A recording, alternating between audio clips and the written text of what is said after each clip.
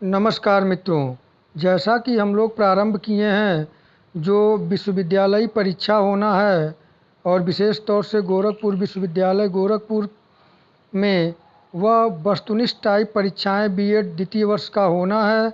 तो उससे संबंधित महत्वपूर्ण प्रश्नों को हम लोग प्रैक्टिस सेट सॉल्व कर रहे हैं। और ऐसा नहीं है कि ये प्रश्न सिर्फ बीएड द्वितीय वर्ष से ही संबंधित परीक्षाओं में आएंगे।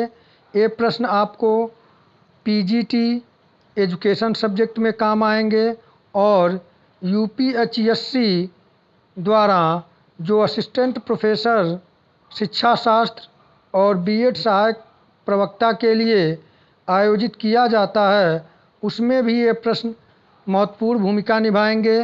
तो आइए बिना देर किए प्रारंभ करते हैं। हम लोग 100 प्रश्नों पर विचार कर चुके हैं। आइए प्रश्न संख्या 101 देखें, जो स्क्रीन पे आपके सम्मुख हैं। प्रबंधन नियंत्रण का अर्थ होता है। 4 ऑप्शन आपके सम्मुख हैं। सही उत्तर का आप चयन करें।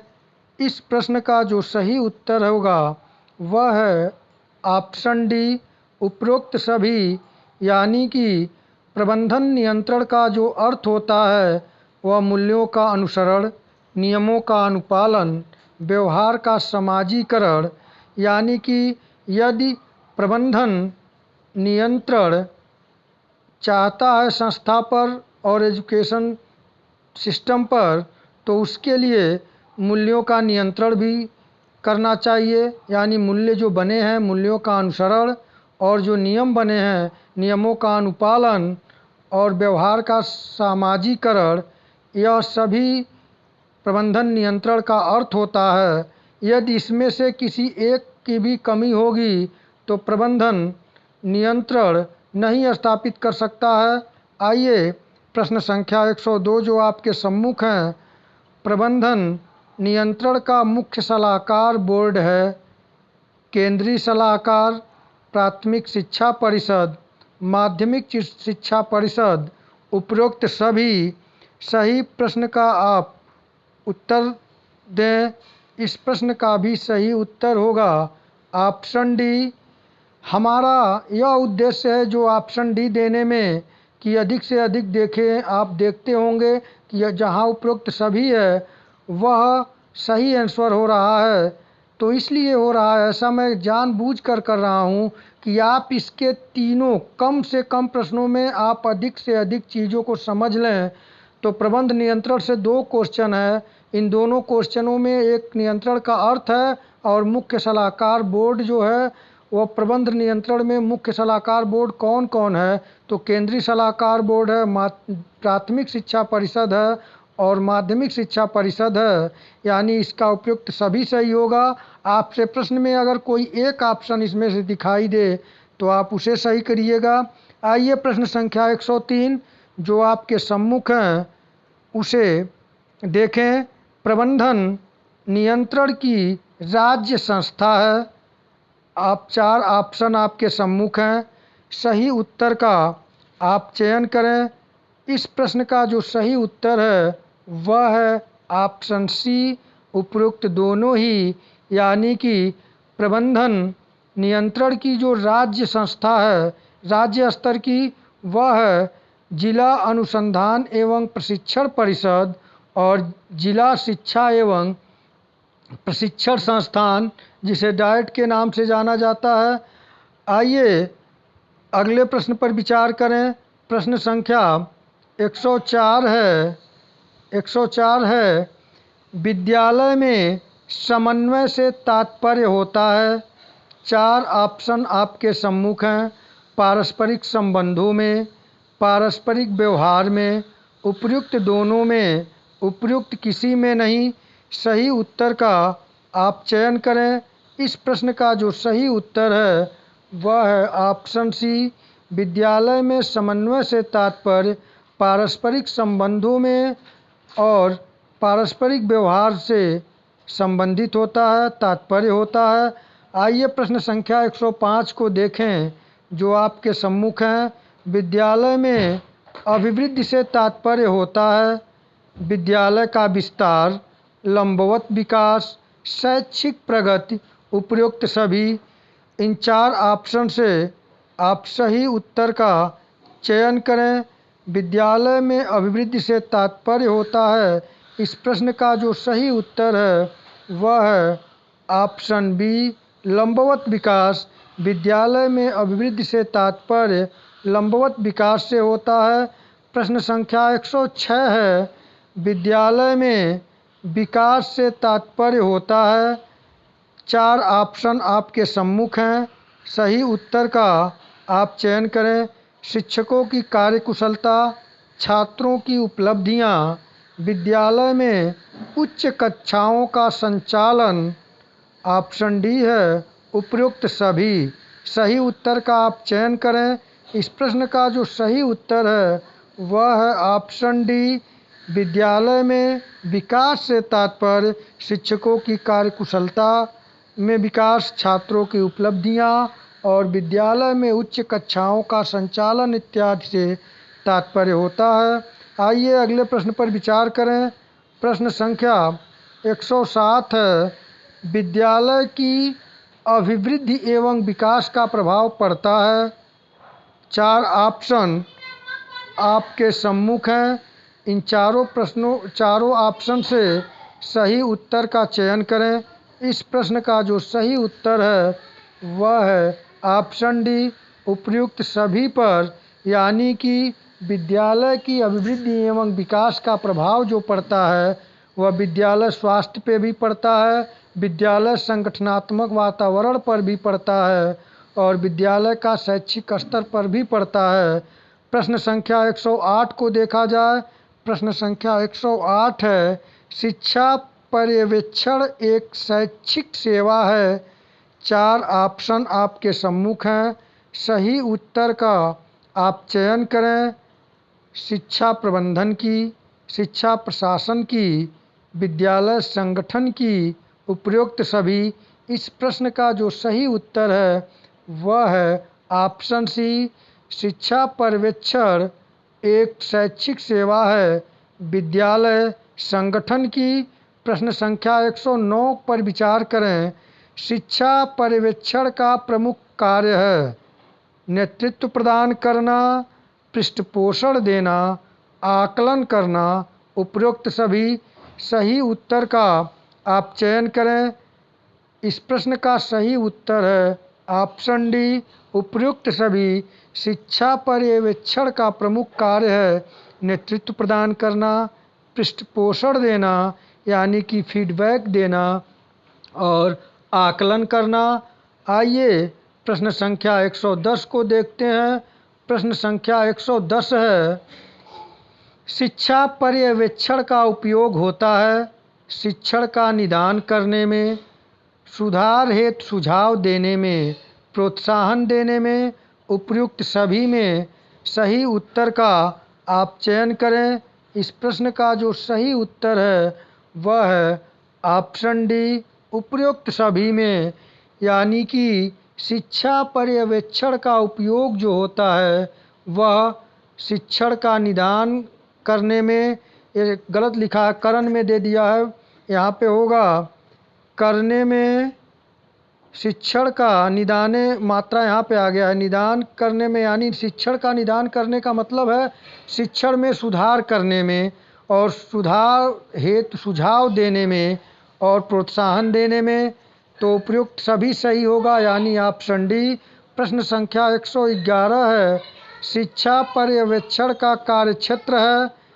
4 ऑप्शन आपके सम्मुख हैं, सही उत्तर का आप चयन करें। तो सही उत्तर है ऑप्शन डी, उपर्युक्त सभी। शिक्षा पर्यवेक्षण का जो कार्यक्षेत्र है वह शैक्षिक व्यवस्था करना, प्रशासनिक व्यवस्था करना, वित्तीय व्यवस्था करना, यानी कि जो कार्यक्षेत्र है यह तीनों क्षेत्रों से संबंधित है कि शैक्षिक व्यवस्था का पर्यवेक्षण होना चाहिए, प्रशासनिक व्यवस्था किस प्रकार से चल रही है इसका भी जांच होनी चाहिए और वित्तीय व्यवस्था उचित है कि अनुचित है। लेकिन यदि आज देखा जाए तो आज यह बड़ी ही समस्या हो गई है, हर क्षेत्र में घूसखोरी का बोलबाला हो गया है, जिसके वजह से शिक्षा जो भारत की रीढ़ है, शिक्षा से ही भारत के भावी भविष्य का निर्माण हो सकता है, लेकिन जो शिक्षा के पर्यवेक्षण हैं, पर्यवेक्षण करने के लिए पर्यवेक्षक नियुक्त हैं, वे कहीं न कहीं पूंजीवादी व्यवस्था में धनोलोलुप हो चुके हैं। इसलिए व्यवस्था में परिवर्तन नहीं हो पा रहा है, व्यवस्था आगे नहीं बढ़ पा रही है और योग्य शिक्षक और योग्य छात्रों का अभाव सा पाया जा रहा है। बेरोजगारों की फौज खड़ी होती जा रही है। तो इस पे विचारणीय प्रश्न है, आप आगे देखिएगा। प्रश्न संख्या 112 को देखें। प्रश्न संख्या 112 है, शिक्षा पर्यवेक्षण का मुख्य लक्ष्य होता है संचालन करना, प्रशासनिक व्यवस्था करना, उपयुक्त कोई नहीं। सही उत्तर का आप चयन करें। इस प्रश्न का भी सही उत्तर ऑप्शन डी है, यानी शिक्षा पर्यवेक्षण का मुख्य लक्ष्य होता है कि वह संचालन को देखें कि वह संचालन सही प्रकार से हो रहा है कि नहीं हो रहा है। प्रशासनिक व्यवस्था करना कि प्रशासनिक व्यवस्था सही रूप से चल रही है कि नहीं चल रही है। और व्यवस्था करना यानी कि एक उचित व्यवस्था है कि नहीं है।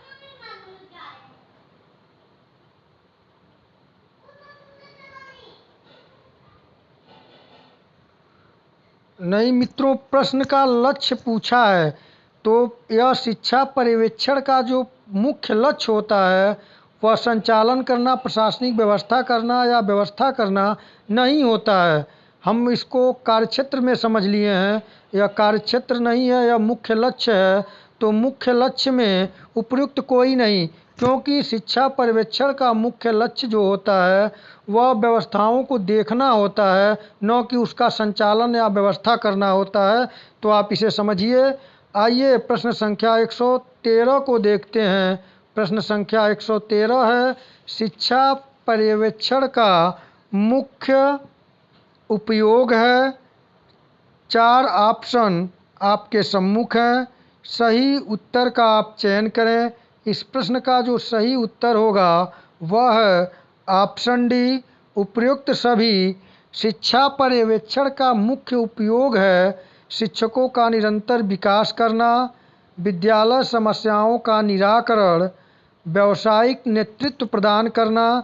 यानी कि जो शिक्षा पर्यवेक्षण का मुख्य उपयोग है, तो यानी कि जब शिक्षा पर्यवेक्षण के माध्यम से शिक्षा की जो प्रक्रिया होती है उसका पर्यवेक्षण किया जाता है, तो उसका जो उपयोग होता है उसका उपयोग किया जाता है शिक्षकों का विकास करने के लिए, विद्यालय में जो समस्या उपस्थित है उसको निराकरण करने में, और व्यावसायिक नेतृत्व प्रदान करना कि शिक्षक के अंदर एक व्यावसायिक क्षमता का विकास हो जिससे वह अपना आजीविका कमा सके और वह संतुष्ट हो, समाजोत्थान में अपना महत्वपूर्ण योगदान को दे सके। प्रश्न संख्या 114 है, शिक्षा पर्यवेक्षण की विशेषता है।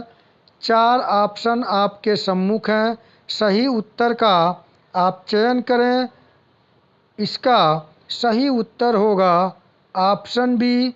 शिक्षा पर्यवेक्षण की जो विशेषता है वह है निरंतर चलने वाली सेवा, यानी कि शिक्षा के क्षेत्र में पर्यवेक्षण निरंतर चलते रहना चाहिए।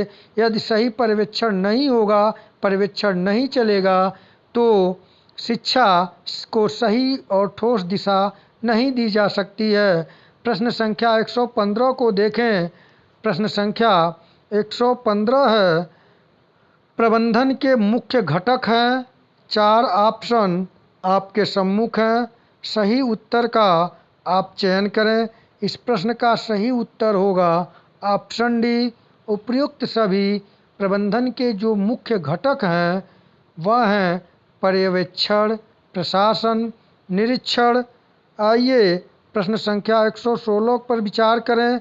प्रश्न संख्या 116 है, निरीक्षण का मुख्य उद्देश्य होता है। 4 ऑप्शन आपके सम्मुख हैं। इस प्रश्न का जो सही उत्तर होगा वह होगा ऑप्शन डी, उपयुक्त सभी। निरीक्षण का जो मुख्य उद्देश्य है वह है कार्यकलापों का आकलन, शिक्षण को अच्छा बनाना, सुधार हेतु परामर्श देना। आइए प्रश्न संख्या 117 पर विचार करें। निरीक्षण किया जाता है। 4 ऑप्शन आपके सम्मुख हैं। सही उत्तर का आप चयन करें। इस प्रश्न का सही उत्तर होगा ऑप्शन सी, निरीक्षकों द्वारा। यह प्रश्न बहुत ही आसान है, आप थोड़ा भी ध्यान देंगे। निरीक्षण कौन करता है? तो निरीक्षक करता है। तो सीधा साधा प्रश्न है। तो इस प्रश्न का सही उत्तर है निरीक्षण किया जाता है निरीक्षकों द्वारा। आइए प्रश्न संख्या 118 को देखें। निरीक्षण प्रक्रिया के रूप होते हैं बाह्य प्रक्रिया, आंतरिक प्रक्रिया, उपयुक्त दोनों ही, उपयुक्त कोई नहीं।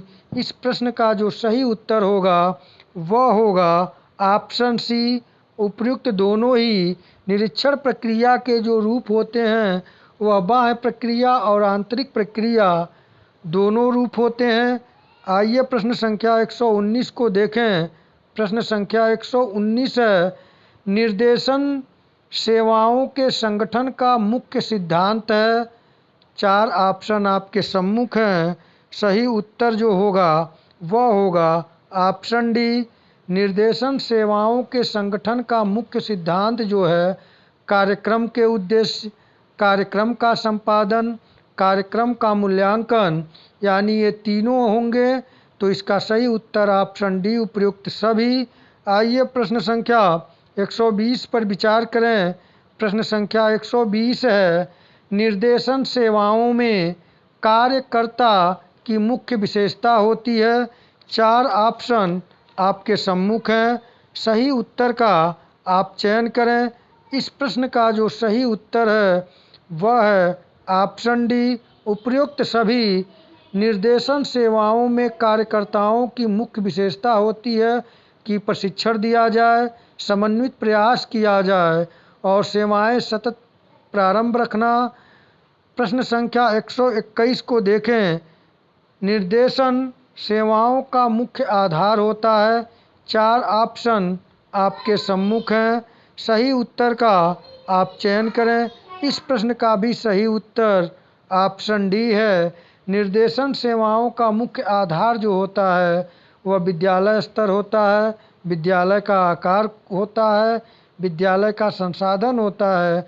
आपको डी ऑप्शन अधिक मिलेगा आंसर सही, लेकिन यह डी ऑप्शन इसलिए है कि एक एक 3 ऑप्शन को लेकर अगर एक प्रश्न में बनाया जा रहा है तो आपको इन तीनों पर ध्यान देना है। इन तीनों से कोई एक अगर परीक्षा में मिल जाए तो आप उसे ट्रिक कर लेंगे। यदि तीनों मिलता है तो उपयुक्त सभी सही होगा। आइए प्रश्न संख्या 122 को देखें। विद्यालय में निर्देशन सेवाओं की संगठन में अहम भूमिका होती है। शिक्षक की, प्राचार्य की, परामर्शदाता की, उपयुक्त किसी की नहीं। सही उत्तर का आप चयन करें। विद्यालय में निर्देशन सेवाओं की संगठन में जो अहम भूमिका होती है वह प्राचार्य की होती है। इस प्रश्न का सही उत्तर है प्राचार्य की। आइए प्रश्न संख्या 123 को देखते हैं। निर्देशन संगठन की मुख्य विशेषता होती है। 4 ऑप्शन आपके सम्मुख हैं। सही उत्तर का आप चयन करें। उद्देश्य केंद्रित, समस्या केंद्रित, बालक केंद्रित। इस प्रश्न का भी सही उत्तर ऑप्शन डी है। ये तीनों निर्देशन संगठन की मुख्य विशेषता होती है। प्रश्न संख्या 124 है, निर्देशन व्यवस्था में मुख्य कार्यकर्ता होता है मनोवैज्ञानिक, स्वास्थ्य विशेषज्ञ, परामर्शदाता। इस प्रश्न का भी सही उत्तर है ऑप्शन डी। निर्देशन व्यवस्था में मुख्य जो कार्यकर्ता होता है वो मनोवैज्ञानिक की भूमिका निभाता है, स्वास्थ्य विशेषज्ञ की भी भूमिका निभाता है और परामर्शदाता की भी भूमिका निभाता है। प्रश्न संख्या 125 है, कर्मचारी कार्य का निर्देशन सेवाओं को। इसका 4 ऑप्शन आपके सम्मुख हैं। सही उत्तर का आप चयन करें। इस प्रश्न का भी जो सही उत्तर होगा वह होगा ऑप्शन डी, उपयुक्त सभी में। यानी कि कर्मचारी कार्य का निर्देशन सेवाओं को प्रवेश सेवाओं में, स्थापन सेवाओं में, अनुगामी सेवाओं में इसका कार्य होता है। आइए प्रश्न संख्या 126 को देखें। प्रश्न संख्या 126 है, व्यावसायिक विभाग की सेवाएं होती हैं परामर्श सेवाएं, रोजगार सूचनाएं, स्थानापन्न सेवाएं, उपयुक्त सभी। इस प्रश्न का भी जो सही उत्तर होगा वह होगा ऑप्शन डी, उपयुक्त सभी। जैसा कि प्रश्न ही दिया है व्यावसायिक विभाग की सेवाएं होती हैं, तो जो व्यावसायिक विभाग होता है वह समय समय पर परामर्श सेवाएं भी उपलब्ध कराता है, रोजगार सूचनाएं उपलब्ध कराता है और स्थानापन्न सेवाएं भी उपलब्ध कराता है। तो उपयुक्त सभी सही होगा। प्रश्न संख्या 127 है, प्रधानाचार्य का कार्यक्षेत्र है विद्यालय संगठन, विद्यालय प्रशासन, उपयुक्त दोनों ही, उपयुक्त कोई नहीं। इस प्रश्न का सही उत्तर होगा ऑप्शन सी, उपयुक्त दोनों ही। प्रधानाचार्य का जो कार्यक्षेत्र होता है वह विद्यालय संगठन और विद्यालय प्रशासन दोनों से संबंधित होता है। प्रश्न संख्या 128 है, शैक्षिक नेतृत्व का मुख्य लक्षण है। तो शैक्षिक नेतृत्व का जो मुख्य लक्षण है वह 4 ऑप्शन आपके सम्मुख हैं, समीपता, लचीलापन, स्वायत्तता, उपयुक्त सभी। सही उत्तर का आप चयन करें। इस प्रश्न का जो सही उत्तर होगा 127 नंबर प्रश्न का जो सही उत्तर होगा वह होगा, आप उसे देख चुके 128 नंबर का है, तो प्रश्न संख्या 128 का जो सही उत्तर है वह है ऑप्शन सी, स्वायत्तता। यानी कि शैक्षिक नेतृत्व का जो मुख्य लक्षण है वह स्वायत्तता है, कि उसे स्वायत्तता प्रदान होगी तभी शैक्षिक नेतृत्व सही दिशा में कार्य करेगा। आइए प्रश्न संख्या 129 को देखें। प्रश्न संख्या 129 है, शैक्षिक नेतृत्व की आवश्यकता है। 4 ऑप्शन आपके सम्मुख हैं, सही उत्तर का आप चयन करें।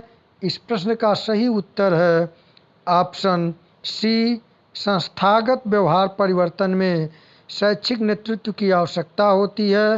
प्रश्न संख्या 130 है, शैक्षिक नेतृत्व का कार्यक्षेत्र है नीति निर्धारण, विद्यालय कार्यों में समन्वय, शैक्षिक साधनों का उपयोग, उपरोक्त सभी। सही उत्तर का आप चयन करें। इस प्रश्न का सही उत्तर है ऑप्शन डी, उपयुक्त सभी। शैक्षिक नेतृत्व का जो कार्यक्षेत्र होता है वह नीति निर्धारण करना भी है, विद्यालय कार्यों में समन्वय बनाना भी है और शैक्षिक साधनों का उचित तरीके से उपयोग करना भी शैक्षिक नेतृत्व का कार्यक्षेत्र है। प्रश्न संख्या 131 है, प्रभावी शैक्षिक नेतृत्व का कार्य है।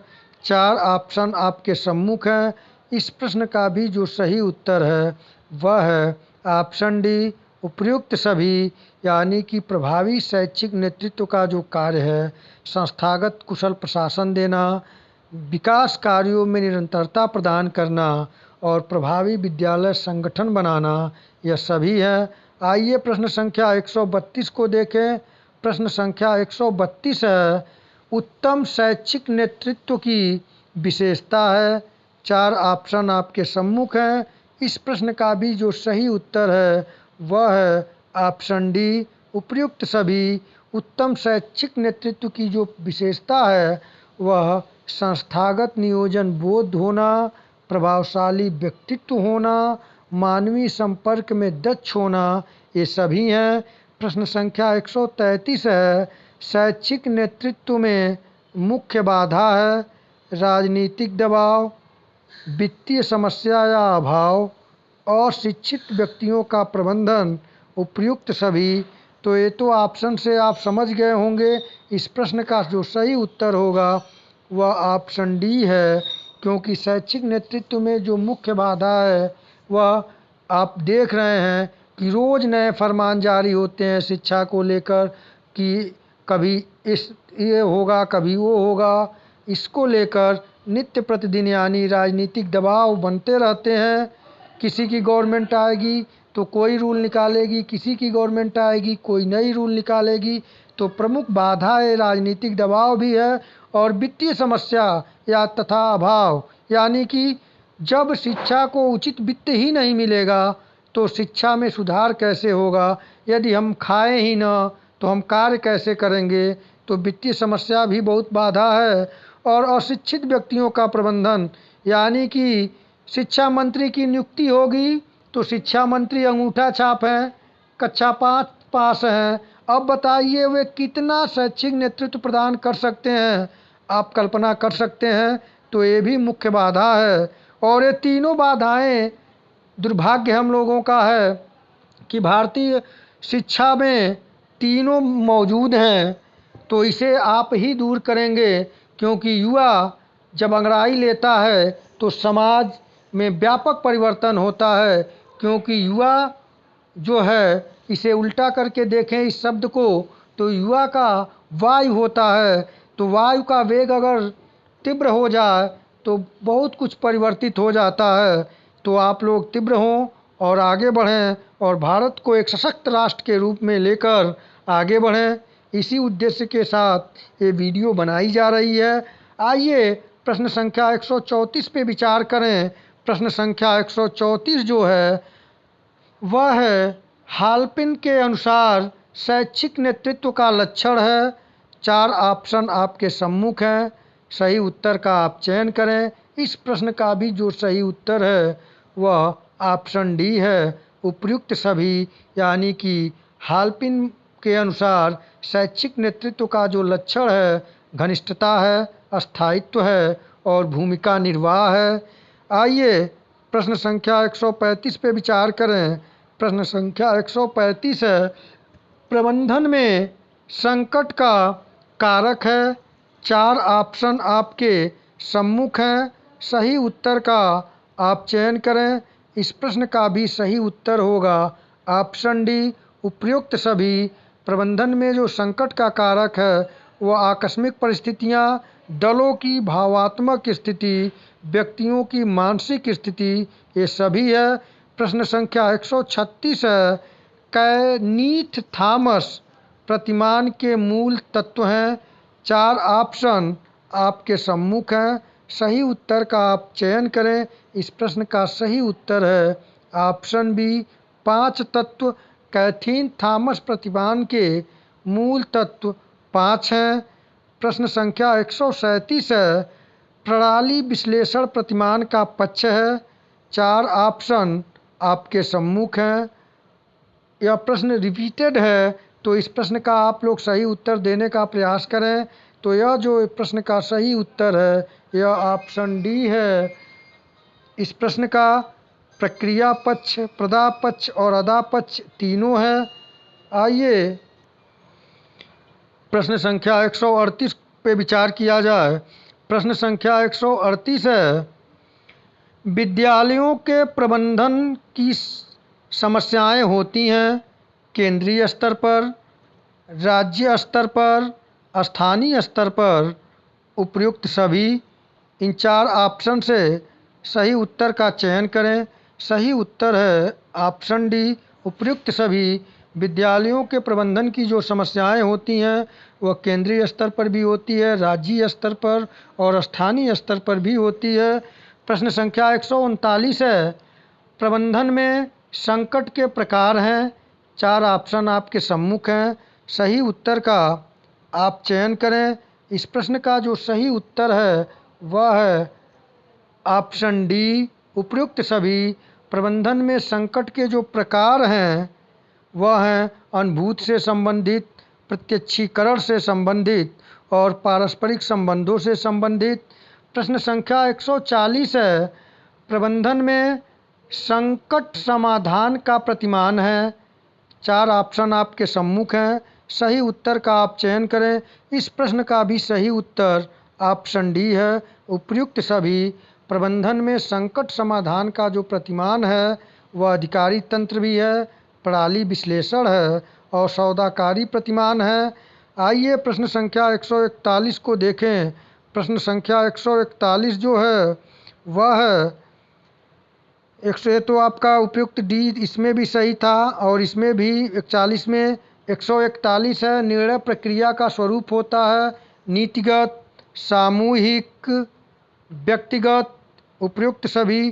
तो इस प्रश्न का सही उत्तर है ऑप्शन डी, उपयुक्त सभी। और प्रश्न संख्या 142 है, नीति निर्धारण के सोपान है। तो जो नीति निर्धारण के सोपान है, सही उत्तर का आप चयन करें। 5 सोपान, 4 सोपान, 3 सोपान, 6 सोपान। तो इस प्रश्न का सही उत्तर होगा ऑप्शन बी, 4 सोपान। तो मित्रों, आज हम लोग महत्वपूर्ण 42 प्रश्नों पर विचार करें। इसके बाद हम लोग आगे के प्रश्नों को देखेंगे। वीडियो ज़्यादा लंबी होती जा रही है, तो आज के इस टॉपिक में, इस टेस्ट सीरीज में इतना ही। और इसके बाद अगले वीडियो में मिलेंगे। आप लोग मेरा हौसला अफजाई करें और चैनल को उत्साहित करें, लाइक, शेयर और सब्सक्राइब करें, अधिक से अधिक शेयर करें। तो मित्रों, आज इतना ही। अगले टॉपिक में मिला जाएगा अगले प्रैक्टिस सेट के साथ। तब तक के लिए नमस्कार।